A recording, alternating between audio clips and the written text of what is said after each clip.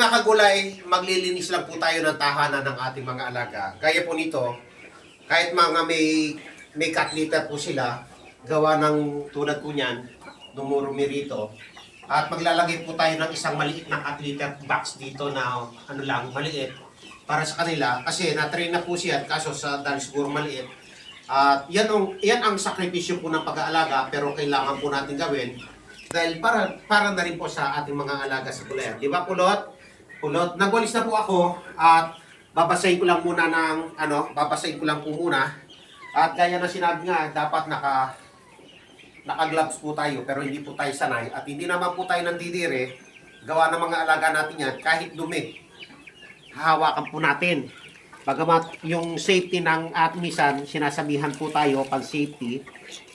So, huli na po natin lilinisin ito, yung mga dumi. Papasain lang natin, tingnan nyo mga kagulay. At ito naman po kasi malinis na po rito. Unahin ko na po rito muna. Unang punas lang po ito mga kagulay. Dahil ang pagpupunas po may pangalawang beses. So kaya po rito, dumudumi po sila. Kailangan po talagang linisin, maayos. Ayan, hindi po malilinis ng maayos yan kapag nagpapaya po tayo, darami yan. Kaya, kanya po. Kaya ang sangkap po natin doon sa ating paglilinis ay dalawa. So, maliban doon sa unang linis, mga kagulay, papalitan din natin uli itong tubig. Papalitan uli, lalagyan uli ng baking soda, lalagyan uli ng suka, ng liquid soap. At tapos doon tayo di tayo maistorbo.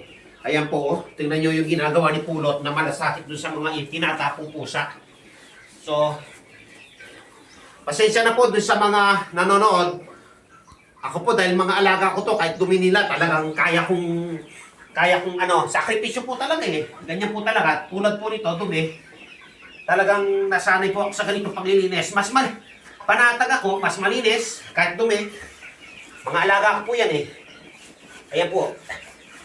Lilinisin po natin, tapos papalitan po natin yung pinagbabanlawan.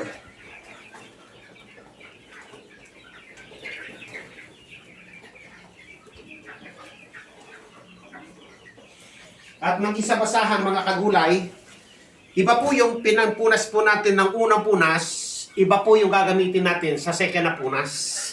Ito po, unang punas po ito. Unang punas po yan. Pag pinalitan po natin yung tubig na may mga baking soda at saka ng gamit nila, papalitan din po natin itong pangpunas. Para yung dumi nitong pinampunas, hindi naman po sasama ulit dun di ba ba? Pinalitan na po natin yon, hindi natin pinalitan ito.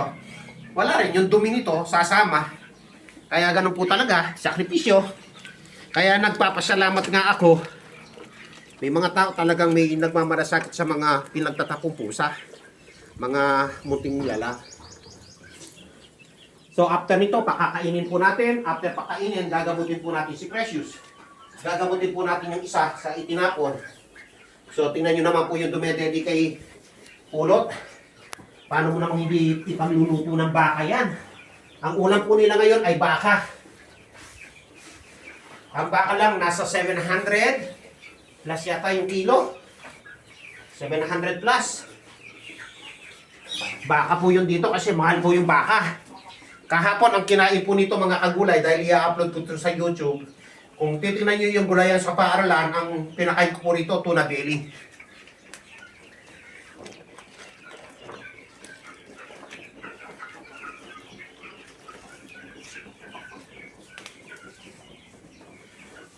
So, ito na po mga kagulay.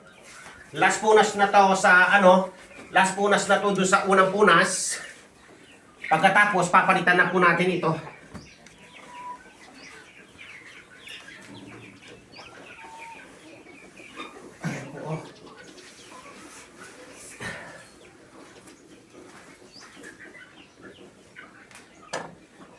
So, papalitan na po natin yung tubig.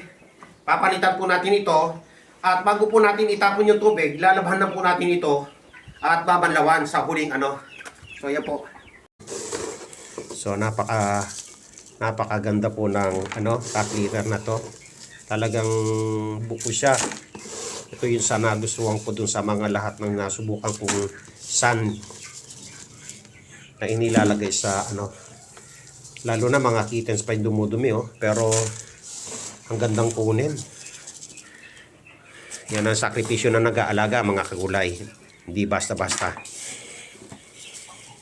Ayan ganda.